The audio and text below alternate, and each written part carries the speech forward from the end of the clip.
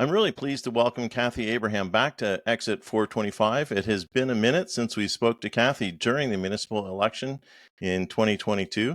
A lot happened right in that time period with the QP education workers, but things have been pretty busy since then. And with just 2 years left in the mandate and the summer season here, I felt it was a good time to reach out to our oft-forgotten trustees, and Cathy responded quickly.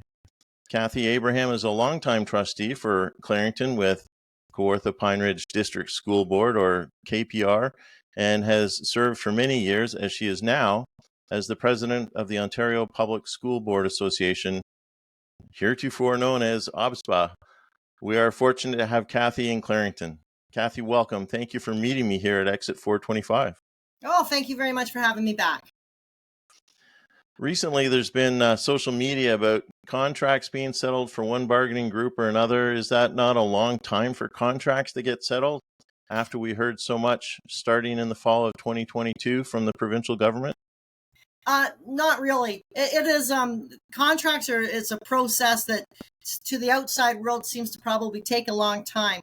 We know when they're coming up.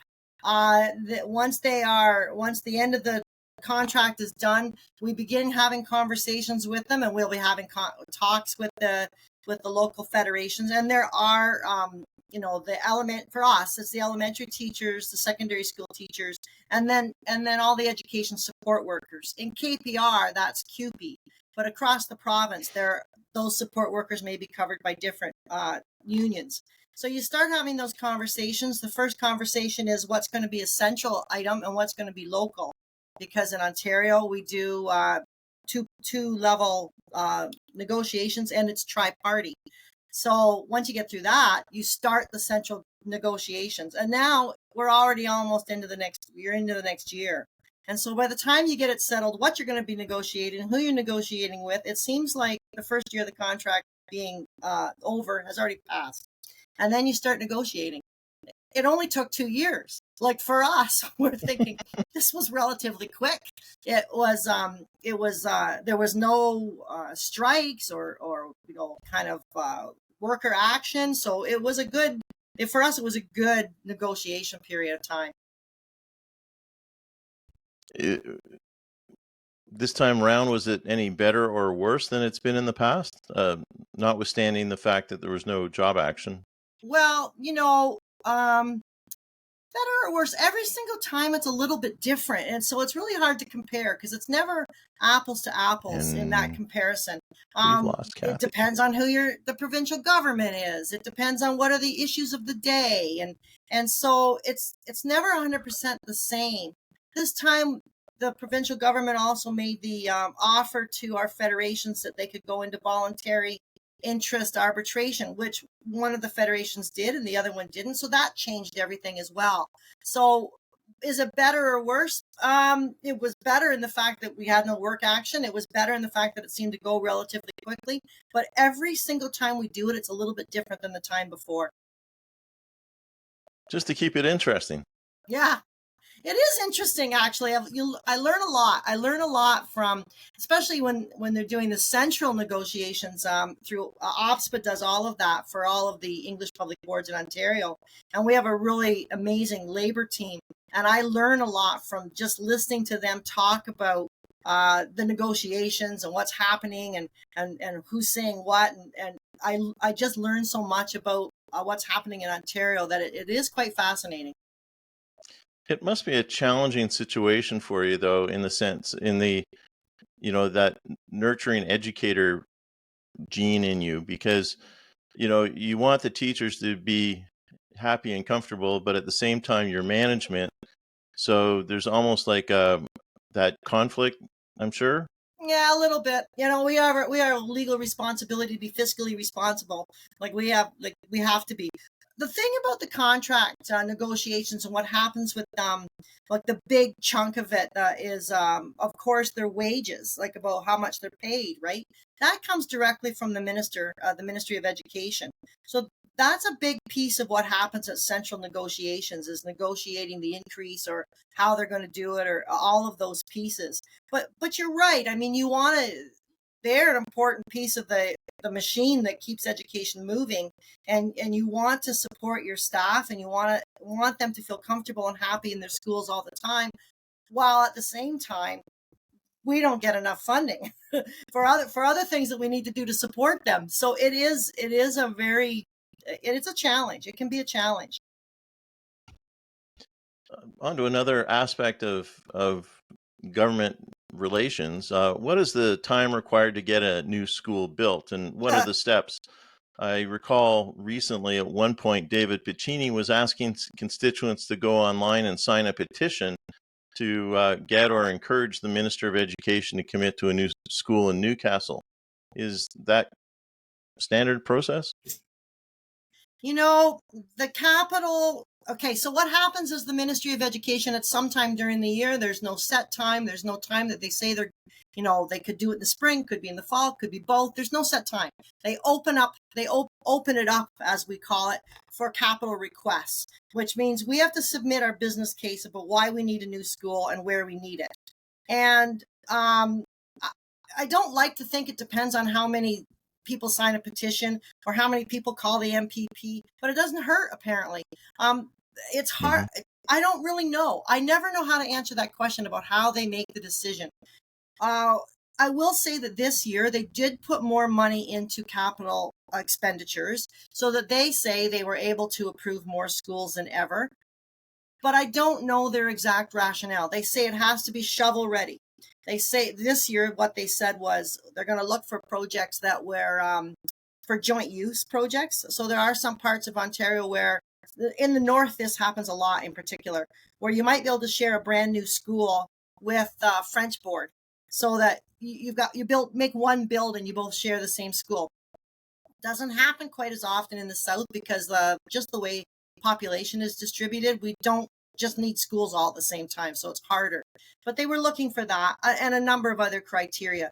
But even when you meet the criteria, there doesn't seem to be a rhyme or reason about how it happens, and which is very frustrating. Listen, I hear from constituents constantly, we need that new school. I mean, I live in Newcastle Village, so I'm very, very aware of this one. We need that new school so badly.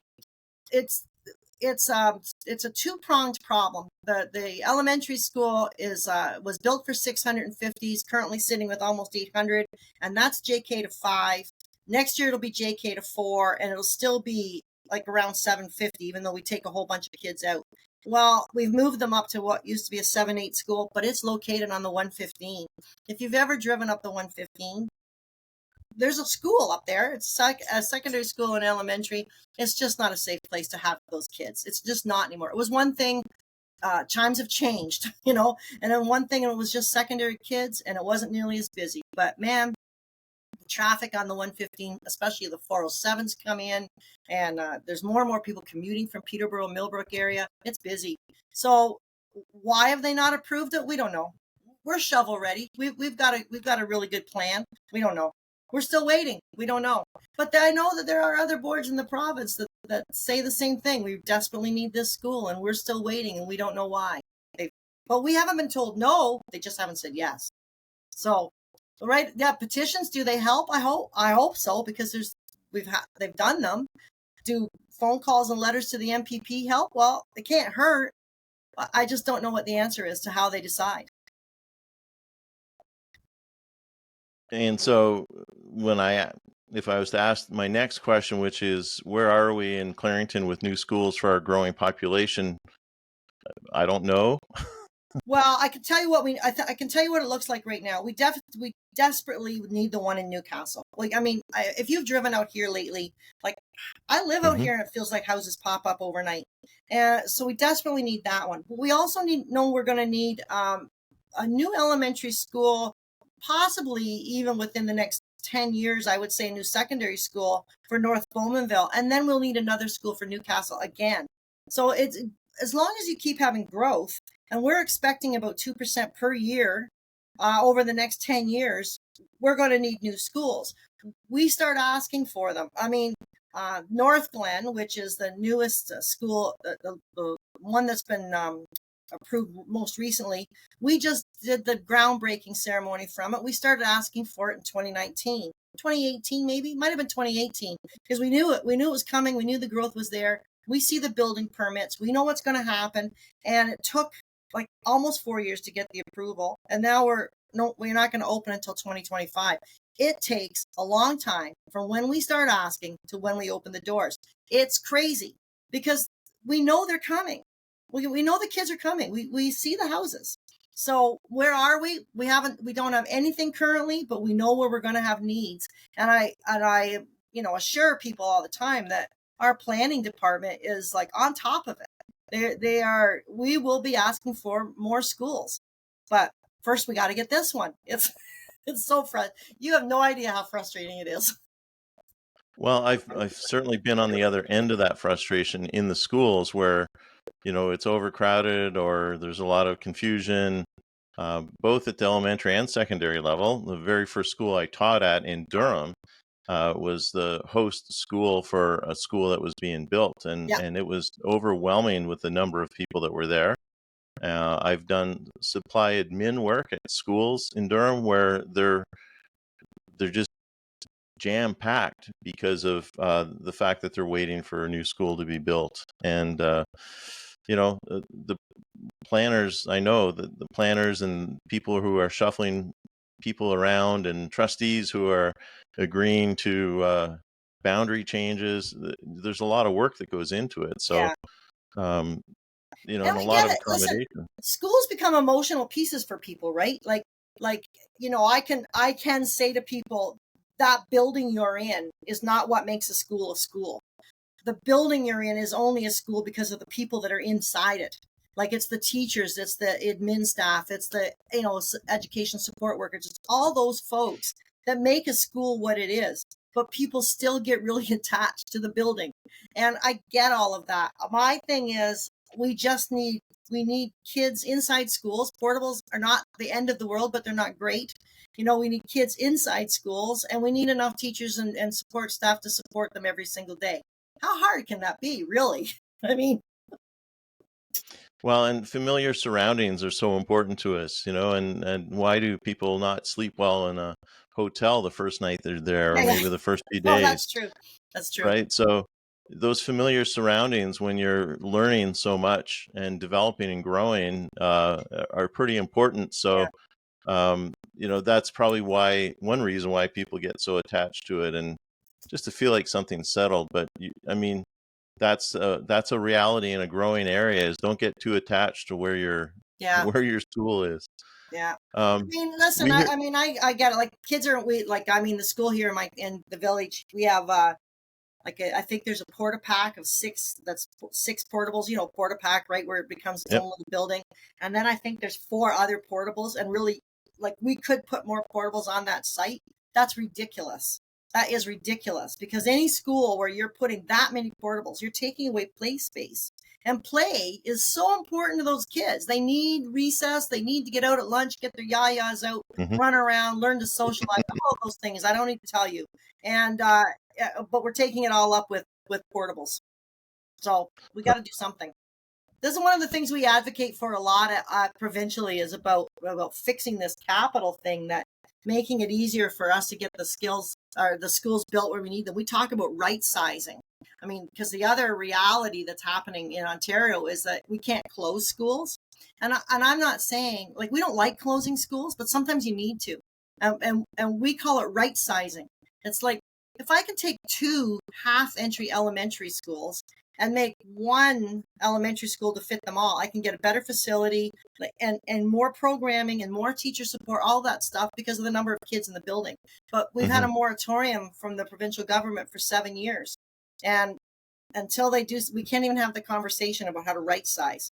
That's also frustrating. And I know just locally here, in Durham, I'm in Clarington, but just in Oshawa, where they closed several schools, then combined them into Clara Hughes, which is now a monster-sized school. But they tried to build an improved school so that it would attract more younger families into the neighborhood, and they were extremely successful with it. And so that's a challenge, but the facilities and the personnel that they've got at that school are pretty phenomenal. Yeah. It's just now what do we do, because we're full again. again. So, Exactly. Yeah, it's a challenge.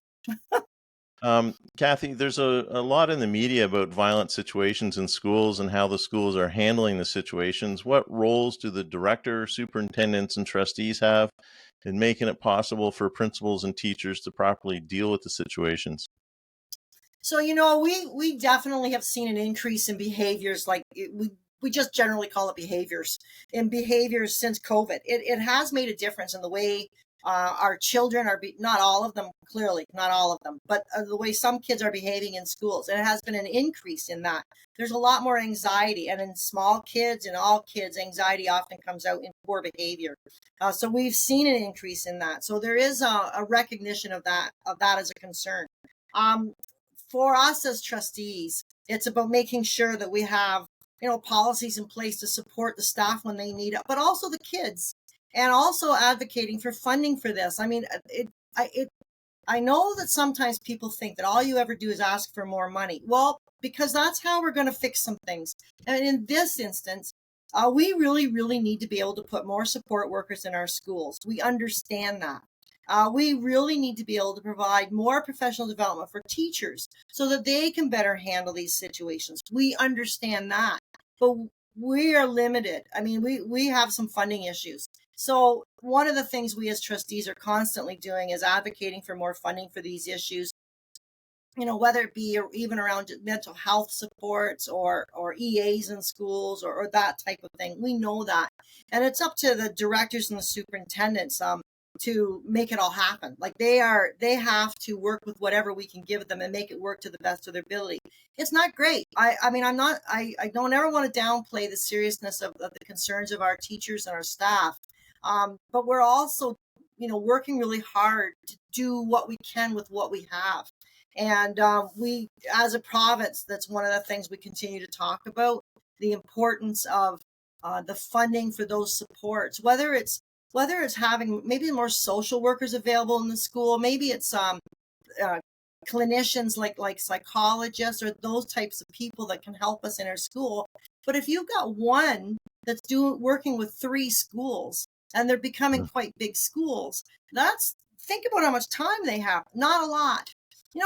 In an ideal world, in a perfect world, wouldn't it be great if you had 1 per school?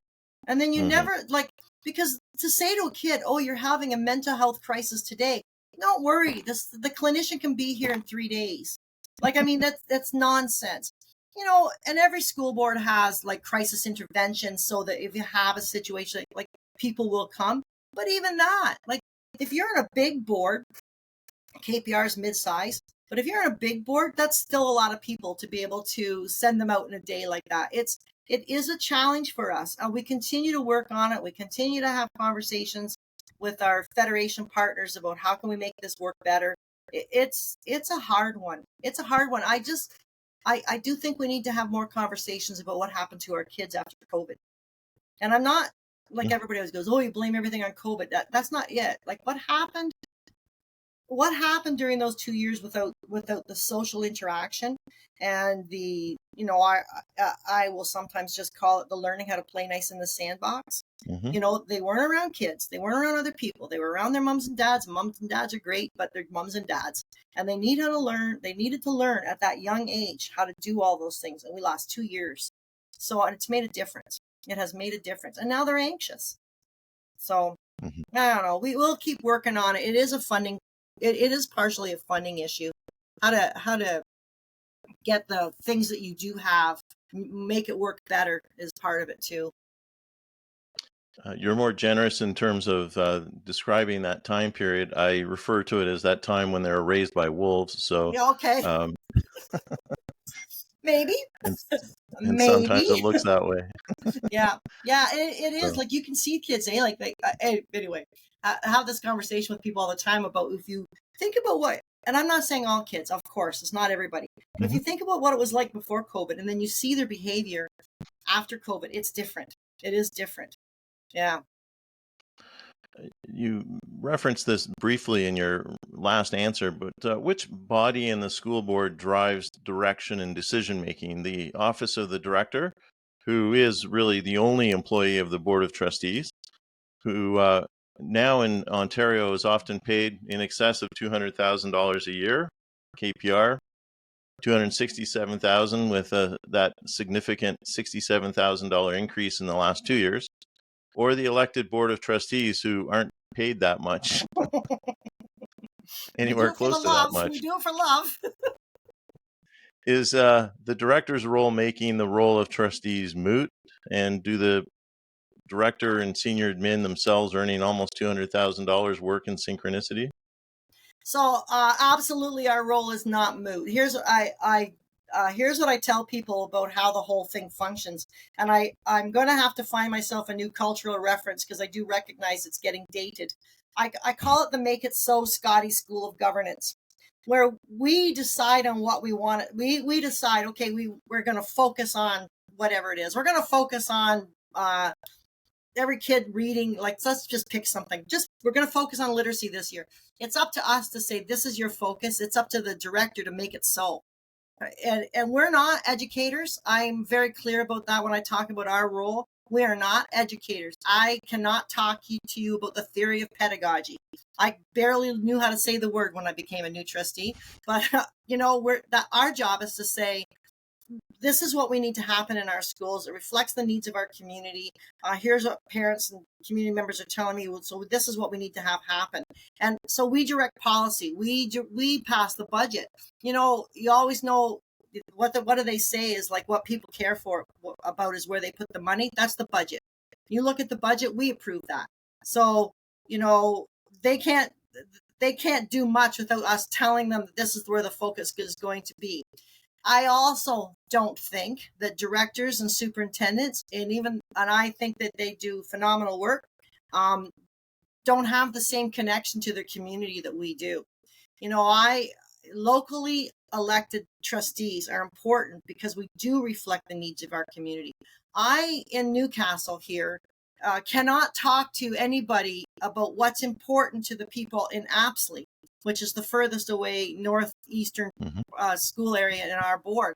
I can't talk to you about Apsley. I've only been there 5 times in my life, but I can talk to you about Clarington. And that's what's important about having locally elected school board trustees. And I think that you make decisions differently than you would just as a director or superintendent. But it's up to us. Like, as a board of trustees, we set direction. We tell you, here's what we want you to do. And it's up to them to make it so. Kind of like the CAO for the municipality of Clarington, that her job is to make sure that whatever council decides is going to happen actually happens. Happens.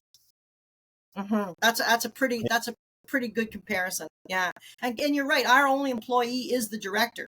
Like, so, every month we're sitting there saying, okay, this is what we're going to do. This is what we want. This is what it's going to look like. And after that, it's up to her to go out with her people and make it happen. So are her people pretty much on the same page? Like, absolutely. The reference I made to Synchronicity, not just a Police album, but it was a good Police album, though. you would know that too. Yes, hence the cultural reference. And so, the superintendents and the director really need to be on the same page. And is there a similar synchronicity between that senior staff and the trustees? Listen, in our board, there definitely is. And we take great pride in the fact that we talk a lot about how we're all on the same team. Does that mean we always agree on everything? Or is there not sometimes like kind of robust conversation about things? Yes, but that's the debate. That's good. Like, like there has to be, here's my opinion here, like push back, all that kind of stuff. But we are all on the same page. We all agree on what our strategic priorities are. And I do think that we have at KPR, and I would say actually in almost every board in this province, now I've said that, I can't think of a board where it's not the same, but you try your hardest to work together as a team because you are all there for the same reason. You've just come about it in different ways. If you're a director, a superintendent, you've come about it through the school ways. If you're a trustee, you've come about it through the, municipal election way. But really all we are there for is the well-being of kids, student achievement, well-being. We're all there for the same reason. You better be on the same team. It makes life so much easier. Well, and if there's not debate, it's like that adage about a marriage or a relationship where if everybody agrees all the time, one of you isn't necessary, right? So, Right, right, exactly. And we, it's, listen, I remember my very, very first director of education. Actually, I wasn't even on the board at the time. I was a school council chair. And he used to say, trustees have the right to be wrong. He said, this was many years ago, this like be 23 years ago, if at the end of the day, after robust conversation and like debate and pushback and everything, the trustees still say, no, this is the way we want to do it. Okay. We can be wrong. Reserve the right to say, I told you so. Yeah. But I don't find that. I don't find that we're ever really in a place where the director or senior staff are saying that this is absolutely totally not what we should be doing. We come to a place where we agree. that's amazing. A recent article, June 18th, 2024, in the London Free Press challenges the increase of salary of the senior staff at the Thames Valley District School Board, which the unions refer to as tone deaf. Is executive compensation an issue? Executive compensation has been an issue for like 10 years since it was frozen. It was 10 years ago. It was the government of the day. I think it was 10 years, maybe 9, somewhere around there. The government of the day froze executive compensation. So every school board, director of education, and superintendent since then, it's been frozen at 2014. Now, I understand what people are saying, and when you you have to fix that problem in 1 year, it looks bad. I understand that, but on the other hand, it's a job. That's a big job. They're CEO, basically, or CAO of a if you want to consider a corporation where you've got, like we've got 3,600, 3,700 staff. We're dealing with 36,000 students. That's a big. We're dealing with a budget that's over $500 million. That's a big job, and it got to the point across Ontario where school boards were saying, we have to do something about this. And I understand the optics of it, and I understand the pushback we get, but there's nobody else that has worked in schools for the last 10 years that hasn't received some kind of an increase, except for our senior staff. You have to do something. Yeah, except us too, by the way. But we don't advocate for ourselves. Like it's a tough situation. I understand the optics of it, but it had been 10 years since anything had been done for anybody. Gotcha. The last 2 years have seen a great deal of inflation. Just to kind of build on that, aside from everything costing more, how is this impacting what is happening at KPR? The OPSPA website has a story about how per pupil funding has seen an increase of 1.8%, well below the rate of inflation.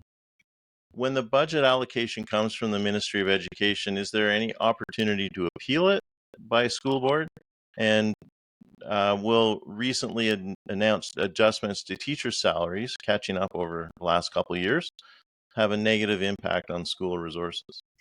So the teacher salaries in the Bill 124 remedy, that's what we call a flow through. So the ministry is going to pay that. It'll show up in our bank account, and then we send it out to us. So that's not going to have any impact on what we're doing day to day. The ministry has to pay for that in full, completely. We just manage the writing of checks, so to speak. Is there recourse? Well, no, you can't appeal how much they give you. They give you they decide how much they're going to give every year, and then you just get that.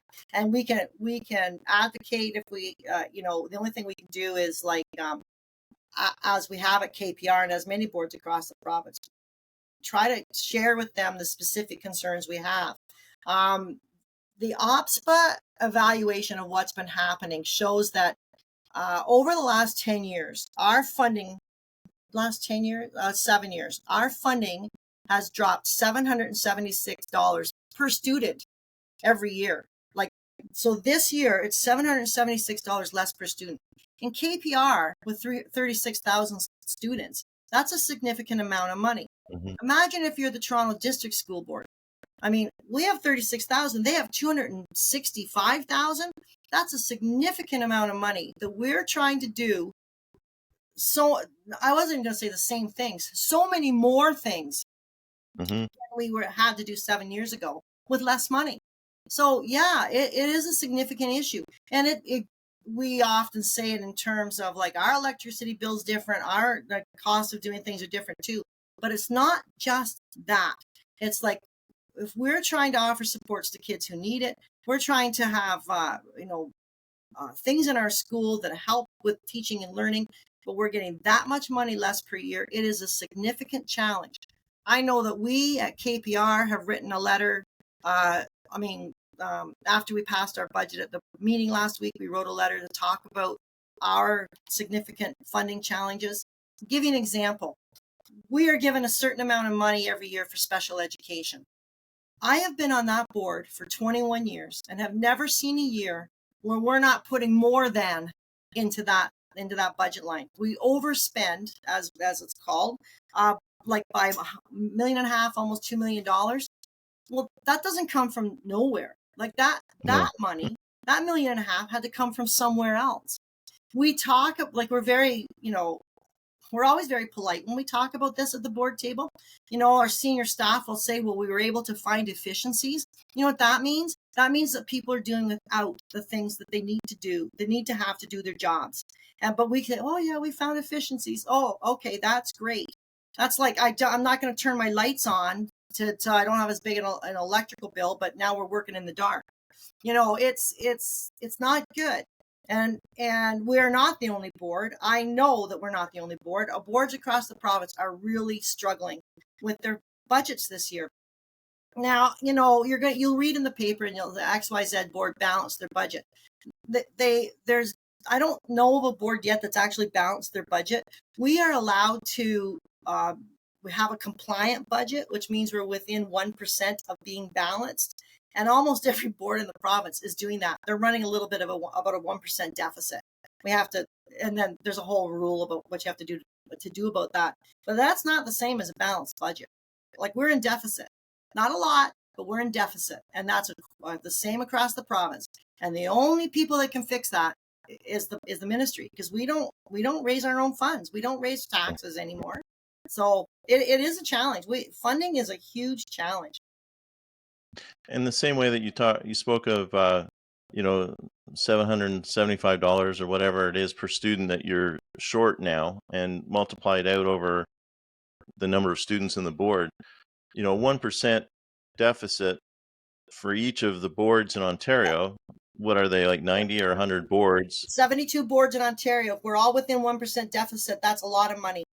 That is a lot of money, because you're talking 1% of a $500 million budget, right? So, well, which is Toronto, York, and Peel, their budgets are in the billions. True, and even Durham is significantly larger than KPR. Yeah. Which, I remember talking about this during the last election, how KPR's got a bigger budget than the city of Peterborough, which, if you really think about it, makes sense. Yeah. In some ways, right? But 1% of that is significant. 1% of over $1 billion is even more significant, and that times 72 is extremely significant. So it adds up, and you're right, it does represent some work that has to be done. So when we hear that the provincial government is spending more money on education, where does that information come from? Well, they're not okay. Technically they're not wrong, right? But they don't take into consideration inflation. So if I give you $100 this year, and next year I give you $101, I'm spending more on education. But if I give you $100, but really it's costing you $110 to do the same thing, I'm not keeping up with inflation. Like, it's terminology. They are technically giving us more money. They have technically, but it hasn't kept up with the actual costs. So spending more and paying the bills are two different things. Yeah, for sure. Yeah. Is there a process for appraising or evaluating education staff, like teachers, administrators, superintendents? I know at one point there was a consideration of input from parents and guardians, which was quashed, I think, at the time. Does that happen for anyone? Well, there isn't a formal process. It's like we're never going to send out a survey. We don't send out a survey and say, Mr. and Mrs. Smith, how do you like your teacher? But I promise you that when people are not happy with their teacher, we know who they're not happy with. Like, I think if that's what you're looking for is about that kind of feedback, it happens in a very informal way. When there is a problem, we're aware of it because they're calling the superintendent, they're talking to the principal, they're calling their trustee. So when there's an issue in a school, it's not I promise you, people are not shy about sharing their opinions. Does that happen for each of the different levels of people that they interact with in the school board? Oh, listen, I Like think senior that staff and we hear about when things aren't going well, or the way people think it should go, you hear about it, and it's the same. It's the same with all levels. Now, with the director of education, for us, like the director's the boss of everybody else, right? So the director does their own evaluations of superintendents and all that type of thing. As you know, like superintendents evaluate principals, principals evaluate teachers. Like it works like that. We evaluate the director of education, and they've just actually changed the legislation around that, where we will be doing full 360 evaluations on our director every year, and it's a very fulsome process now. I mean, we always did director performance appraisal. It's just one of these things that sounded like a really good announcement for them to make, and like, oh look, here's what we're making them do, and we're all sitting there going, we already do this. But yeah, so we do it. Everybody does it every year. It may look a little different in every board, but we all do it. And just that comment kind of reflects that interesting position that you as a trustee and certainly as the OP SBA president have in terms of being between the school board and the government and trying to make the government happy, but trying to hold the school board to account for what they're doing. It's an interesting job. I love it. Don't get me wrong. I say that it sounds like I don't love it. I do love what I'm doing, but I did make the decision not to run. I'm not running for president this year, so I'm really only president now till July 5th, and then somebody else will take the reins because I've been doing it for 6 years. And while I could run again if I wanted, there's no limitation on that. And that there seemingly seem to be people who still think it's a good idea. I just don't. I think it's healthier for an organization to have new blood, to have new eyes, to think about things differently. So I'm stepping back this year. But one of the more interesting things about the job I've held for the last 6 years is being that government liaison person. I mean, we've had COVID and we've had like two different rounds of negotiations. Like it's been a heck of a 6 years, but it is interesting. On one hand, I've got the school boards that belong to our association who, want you to be sometimes uber aggressive. I'm going to put it that way with the government on the other, and on the other side, I'm going, yeah, okay, let's play nice and see what we can get. It's been an interesting learning, and I've loved every minute of it. So we kind of tapped into this earlier, but is the current governance structure of school boards viable for the future? Is there any inkling from this provincial government that there will be major changes to the way school boards work? Not that we know of. I mean, we're always very aware of this. Don't get me wrong when I say that. Not that we're aware of. We always operate under the assumption that any provincial government at any given time sign the name and we're done. We are very aware of that. But we think, as local school boards and as our provincial association, we perform a service for this board. For this government, for any government. We know that having that local voice there, as we spoke about earlier, makes a huge difference to what's happening in schools, about making things happen in schools, about delivering on whatever program that the government's interested in. We also are aware. Some of the work we did with the Canadian school boards was a research project on the impact of student achievement and locally elected school boards. Now, because we still have locally elected school boards, we weren't part of the project because we exist. But as you may know, in Newfoundland and Labrador, in Nova Scotia, English school boards in New Brunswick, French school boards in Quebec, they're gone.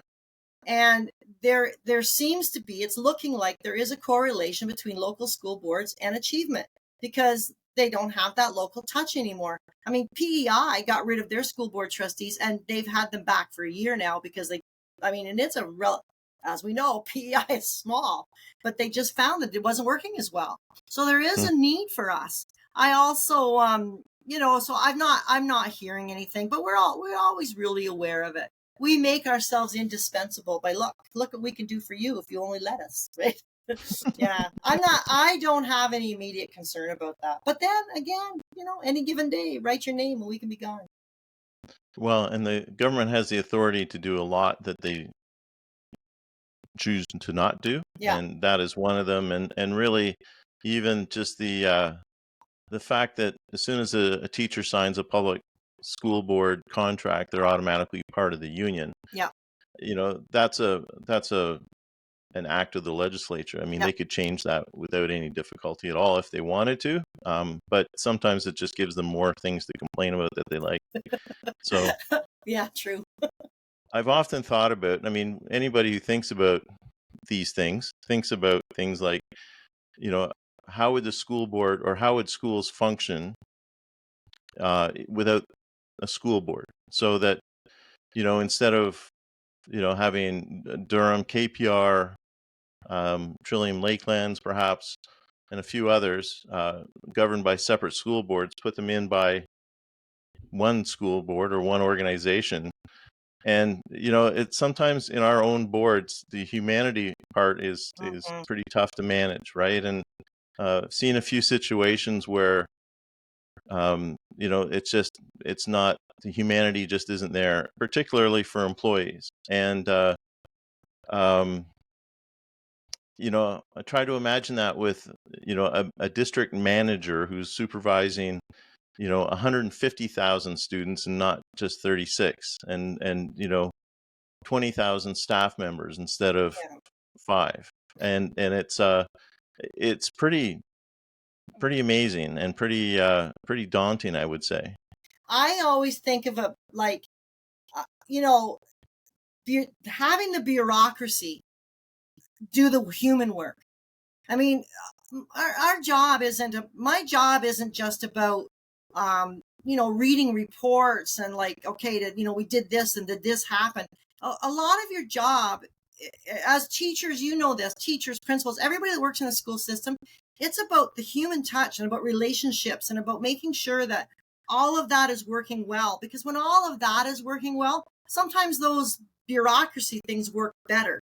And if for instance, you gathered all those school boards together and you had them work out of one office, how is that person going to know on a real human touch level that in that small village where that school is, 2 months ago, 4 houses burnt down and it had a horrific impact on the school because not only did our kids live there, but they were all friends or all those things. Sometimes those issues have such an impact on what's happening in our schools. So what that happens in the next week, you write your EQAO test. Ask me how well that's going to go. Mm-hmm. And then they see that number in the bureaucracy and they go, oh, something's wrong at that school. We know what's wrong. The entire town had their heart ripped out. But that doesn't tell you in the numbers. It just doesn't make any sense to me. Just this week, a young student at grade 12, I believe, from Brock High School was killed in a motorcycle accident. And Right. It's maybe a week before graduation, so those things happen and they do rip out the heart of a school and a community. So yeah, that's exactly it. That's it right there. there's a high profile legal case now with several boards of education suing some popular social media companies. Will KPR join that? Is it part of that? And is it something that the OPSBA endorses? So let me just explain how the whole thing started out with us at OPSBA. We were approached by the law firm Neinstein to ask us what we thought as a provincial association. As a provincial association, we are non-authoritative. We can't tell people what they can and cannot do. Sometimes we'd like to, but we can't. But what we said to them was, we agree that social media is a problem for our kids. We agree that we got to do something. Is this it? I don't know. But what we agreed to do at OPSBA was just share the information. So we set up some information sessions for the school boards in Ontario. I think the other three associations did the same thing, but we did all the English public boards, and then each school board on their own could choose to join or not. We have joined, and I'm not sure the whole publicity on the thing, but if you look at the Nine-Steen website on the social media tour, we're there. It's an important issue, and I know that almost within days of this becoming big in public, the provincial government did their cell phone ban, which is interesting to me. First of all, there's nothing in their cell phone ban that also almost in every school board I know of doesn't already exist. We all have policies about usage, and except for if it's for teaching or for health. I mean, some kids, read their sugar counts for their diabetes with their phones, right? You can't take the phone away. So it's not without, it's not like it was a wild, wild west out there. It wasn't quite. I see this working so well together because we can do everything you want during those school hours when the kids are with us. But at midnight, when the 12-year-old is in their bed with the pillows, the blankets pulled over their head, and they're still scrolling on TikTok, that's an almost bigger problem. And that's what this mass tour is about. Now, listen, we may not win. Like it works sort of on contingency, right? So if we don't win the case, will it have an impact? I think it will. If nothing else, we've like the number of times I've talked about it, the things we know about the impact on social media and addiction. Like I was in a workshop at a conference I went to in the States, and they've done this in the States too. Like a number of their states attorney generals and lots of their school boards are doing much the same thing. And they did a workshop on it, and they were talking about the physical changes to a teenager's brain from social media. And it's the exact same things that happen to the exact same part of your brain with drug use. It is an addiction. And you can't tell me it's not, because when they can't put their phone away. And it causes anxiety to not have it. It causes problems to not have the phone. So I see in my head the cell phone work we're going to be doing in schools, along with the trying to make changes outside of the school hours. I see them working hand in hand. I think it's something that we've been talking about this, and I'm kind of glad that somebody came along and it started in the States. I'm glad somebody came along and said, yeah, this is a problem. They know this. I mean, I saw I forget that woman's name. I should have looked it up. The whistleblower from Facebook, who was, she was in the States and was before Congress. I heard her speak about this. And she says they are very aware of what happens to young people, in particular girls, with the algorithms. And at first they tried to put kind of dampers on it and realized they can make more money if they didn't do that. So that's what we're saying. We're saying protect our kids. Just take it we don't need a young girl or a young man or anybody getting on their phone and saying, I'm depressed. Oh, here's how you commit suicide. And that is a possibility online right now. Mm-hmm. And I did have a student in that situation in one time, and it just the whole thing was pretty frightening. Mm-hmm. The other thing that I notice as in schools is it takes students about 5 or 10 minutes longer to go to the washroom. By the time they leave their classroom, they're looking at their phone the whole time and scrolling as they walk down the hall. And then, of course, they have to meet other people, and it's just the time it takes them out of the classroom and switches them off from their learning mode. Yeah. By the time they get to the class, it's probably another 5 or 10 minutes before they're fully engaged back into the class. So I don't think adults are immune to this either. I think you see this in adults. I mean, I have a story about being at the ball game recently, and these two people sitting in front of us, and they were probably in their early 20s. And only because I pay attention to these things now because of this whole thing. But the young lady, there's two young ladies, and the one young lady was on her phone on Instagram because I could see it. And she would go through Instagram and then say something to her friend, and then she would shut it down, and not a word of a lie. She would never have gotten that in a pocket or anything. She's in it again. And her friend even said to her at one point, "You're going to put that thing away?" She goes, "Oh, well, no, I'm thinking, you paid a lot of money for that seat, honey. And you've just been on your phone the whole time." She couldn't not look at it. Well, and that's part of the fun of watching a ball game on television is you can see the people behind home plate with the Oh, really expensive seats who are heads are down, and yeah, um, I will often joke with an adult who I see, focused on their phone, and I'll just say, "Oh, teenagers and their phones," yeah. and they look up and go, "Oh, right." It takes discipline though. Let me tell you, like I have two phones. Like that when you work, like sometimes business people like you just have two phones. And I had to when I first got the two phones, I had to really work hard at 9 o'clock. My phone's done. And I don't take phone call, not like except for my kids and my mom. They can phone me because I can put them on a list. But I don't take Mhm. phone calls after 9 and I don't take phone calls before 8 because I need my brain to shut down too. I sit in front of these monitors for a big portion of my day. I'm working and I need to stop. There has to be a stop point. But it's hard. Like it's not easy. Some nights I thought, No, I'll just look that. Oh no, I'm not touching my phone.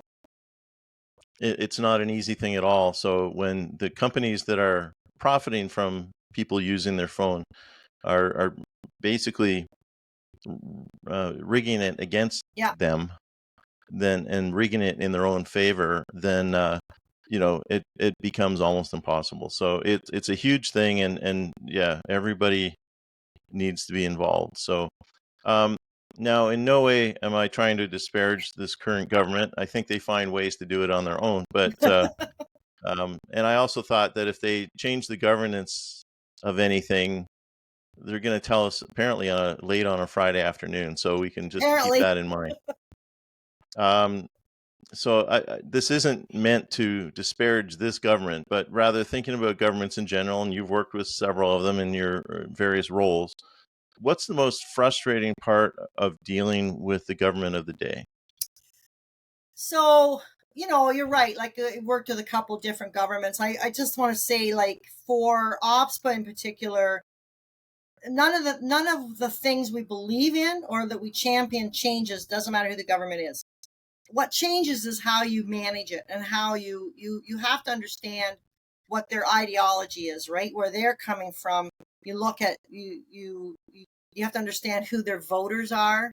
I mean, this government in particular, back to basics is not an accident. Like you look who supports them, and they're the government, and I don't disparage them for that. This is their job. They want to stay in government, and so you look at who your supporters are, and you do things that your supporters are going to like. That's the way it is. What that means for us, though, is that we just have to think about how we're going to deal with them. How do we talk to them? How do we advocate in a different way? Whereas, with the previous government, it was, I would say, it might have been a little bit more education friendly.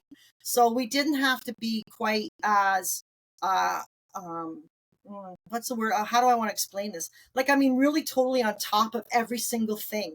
You can't Hmm. let anything slip. You can't let it slide. You can't not do it because every little thing is going to make such a huge difference. With the Liberal government, because they're a little bit more education friendly, they might make a change in something, but you kind of go, you know, it wasn't going to have as much of an impact in the same way. So it was a whole different way. Now, keep in mind, and I used to jokingly say this when I first got elected as president of OPSPA, uh, I only had the Liberal government as president for 7 days. Like I got elected, and 7 days later it was the provincial government. I used to say the honeymoon period is over, like But I just know from years of being involved in the association, not as president, but it was just a different relationship. But really, all of this comes down to relationships, and you figure out how to work with the person you have to work with. I get asked all the time about working with Minister Lecce. I liked Minister Lecce. Did we agree on everything? Absolutely not. Did I support every? No, but I didn't mind working with him. Like he's a human being. You just treat each other like human beings, and you have those conversations. And so that's all. That's what you do. You figure out what the relationship is. You figure out how to work together. You figure out what you're going to need to focus on, and what their focus is, and how is it going to impact us. And you do your work. That's what we do. And it doesn't matter. It doesn't matter who gets elected next time around, or if it's the same government or whoever it is. That's the same thing that'll happen. It it doesn't really matter. We're always focused on the same thing. It's always about student achievement. It's always about doing the right thing for kids. It's always about doing the right thing for our schools and our school boards.